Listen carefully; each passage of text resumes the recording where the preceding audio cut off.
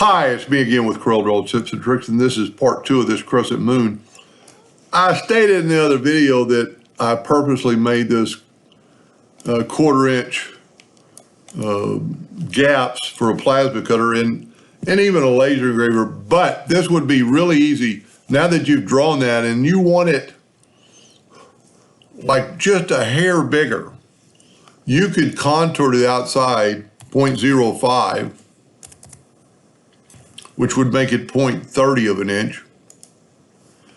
Go up to object and break the contour apart and grab that outer shell. And now, and then don't forget to make it red and make sure it's a hairline so you can know that. So now if we measure in basically that same spot, we're 0.35. I must have measured it somewhere else, 0.35. So if you ever needed to make it bigger after you've drawn that all, it changed everything. I mean, if you look at, let me zoom in here a little bit. If you look at these two sections, kind of hard to see with that line of the page, but if you look at this one versus that shape, look at the difference in the size. So you can contour the whole thing after you're through. You're not stuck with that.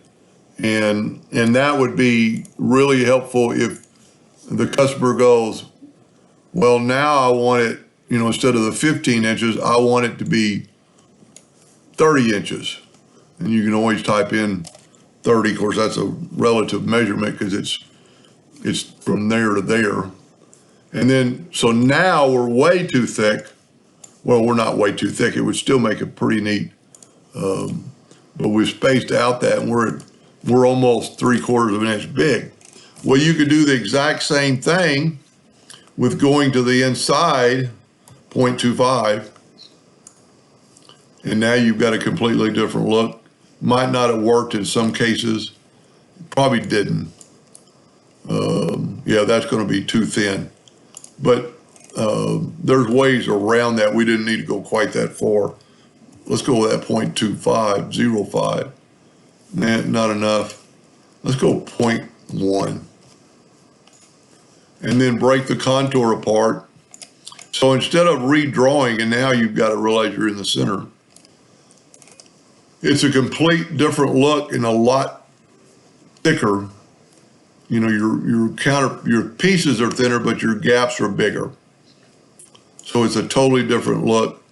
But it just depends, because plasma cutting is all about the thickness of the metal. If you get really too thin, and this thing has relatively few nodes for the size it is, let's just see well, that's still a lot of nodes. Let's try to reducing it by 20.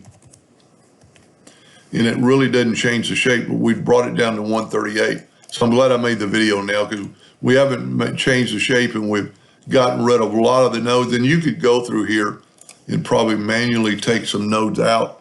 And as long as it doesn't change up your graphic too bad like that, there's two nodes on top of each other. And you could always, you can tweak this stuff. It's not set in stone. Like, you don't need that node. You don't need any nodes that are not needed, especially in a plasma cutter. So we can reduce this quite a bit. Anyway, I hope that helped a little bit. Thank you for watching.